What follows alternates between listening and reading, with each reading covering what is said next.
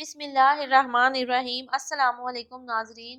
حضرت عمر فاروق رضی اللہ تعالیٰ عنہ نے فرمایا کہ اللہ تعالیٰ اس کتاب پر عمل پیرا ہونے کے صلے میں بعض قوموں کو سربلند کرتا ہے اور قرآن مجید کی تعلیمات سے انحراف کی پاداش میں بعض کو گرا دیتا ہے۔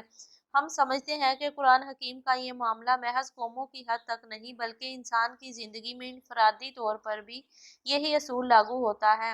حقیقت تو یہ ہے کہ جس نے قرآن چھوڑا وہ بے سکونی، بے چینی، بے پرواہی کا شکار ہو گیا، اور جس نے اس سے ناطا جوڑا اسے اللہ تعالیٰ نے اپنے حلقہ دائرہ اثر میں باکردار اور باوقار کر دیا، اسے دنیا میں بھی برکت عطا کر دی اور اپنی محبت کی لذت عطا کر دی۔ اور کیا چاہیے کہ ایک بندہ مومن کو جب کہ آخرت میں اس رحمان الرحیم اللہ کی رحمت اور بخشش کی الگ امید ہے۔ اس لڑکی کا تعلق بھی ہمارے ان لاکھوں پاکستانی گھرانوں میں سے ایک گھرانے سے تھا جو نماز روزہ کا اہتمام تو کر لیتے ہیں، تلاوت قرآن بھی روزانہ کا معمول ہے، لیکن روزمرہ معاملات میں چلو تم ادھر کو ہوا ہو جدھر کی پر عمل پیرا رہتے ہیں، گویا قرآن، نماز اور روزہ حصول ثواب کے لیے نہایت ضروری ہے۔ لیکن یہ سب ایک بندے کو بنانا کیا چاہتے ہیں؟ اسلام کا معیار مطلوب کیا ہے؟ اس سے کوئی سروکار نہیں۔ ایسے ہی شب و روز کی آغوش میں پروان چڑھتے جب وہ لڑکی ملک کی ایک بڑی جامعہ میں آئی اور ہاسٹل میں قیام کیا تو وہاں اس کا سامنا 3 برقع پوش طالبات سے ہوا۔ آج جبکہ پردہ اور برقع باعث افتخار ہو رہا ہے، ایسے میں یہ بات کچھ اہم نہ لگے گی، لیکن آج سے کم و بیش 18-20 برس قبل اس لڑکی نے یہ پہلی 3 طالبات دیکھی تھیں اپنے ہاسٹل میں، اور سچی بات ہے وہ انکشت بدندہ ہو کر رہ گئی۔ ان کے جذبہ جہاد پہ دل نے اندر ہی اندر داد بھی خوب دی مگر حیرانگی بھی بہت سمیٹی۔ پھر یہی حیرت، ان کی یہی جرأت اسے ان کے پاس لے گئی۔ اللہ، ان کے چہروں پہ کیسی ملائمت تھی، کیسی سکینت تھی! ایسی صباحت تو ڈھیروں ڈھیر میک اپ تھوپنے والیوں کے چہرے پر بھی نہ دیکھی تھی، اور ان کا انداز گفتگو اتنا شیریں، اتنا اجلا، جیسے پہاڑ کے دامن میں مبتلا ہوا ہونا۔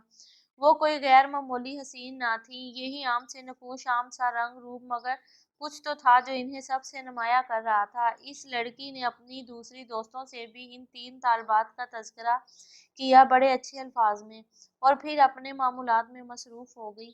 پھر ایک دن کیا ہوا کہ وہی تینوں طالبات مسکراتی ہوئی آئیں اور اسے شام کو اپنے کمرے میں آنے کی دعوت دی کہ نماز مغرب کے بعد درس قرآن ہے۔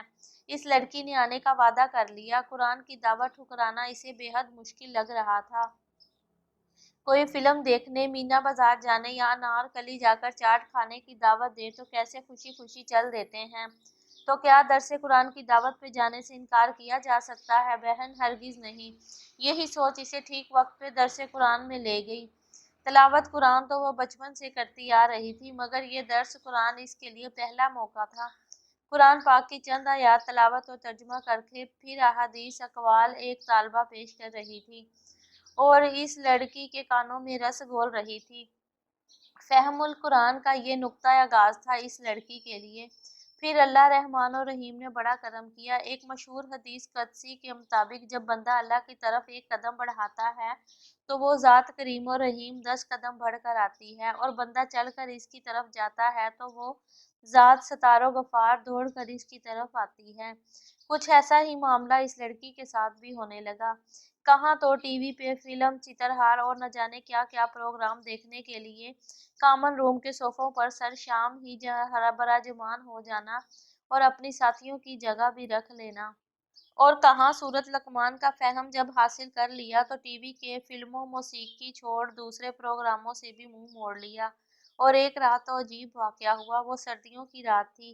اس کی روم میٹ نے حسب عادت اسے چترہار دیکھنے کی دعوت دی، اور پھر خود ہی ہنستے ہوئے اس لڑکی کے حال زار پر رحم کھاتے ہوئے یہ کہہ کر چلتی بنی کہ تم کہاں دیکھو گی، اب تو تم مومنوں کے ہتھے چڑھ گئی ہو۔ وہ لڑکی ایک مسکراہٹ کے ساتھ کتاب پہ جھک گئی جو چند دن پہلے ہی پڑھنے کے لیے ان طالبات سے لائی تھی۔ کامن روم سے گانوں کی آواز صاف آ رہی تھی۔ اوہ، یہ لڑکیاں کتنا قیمتی وقت راگ رنگ میں ضائع کر رہی ہیں۔ اس نے مجھ سے کہا، کبھی تم بھی ان لڑکیوں کی طرح ان فضول بے شک ایسا تھا، مگر شکر ہے اللہ نے میرے پہ بڑا کرم کیا۔ طالبات کی بدولت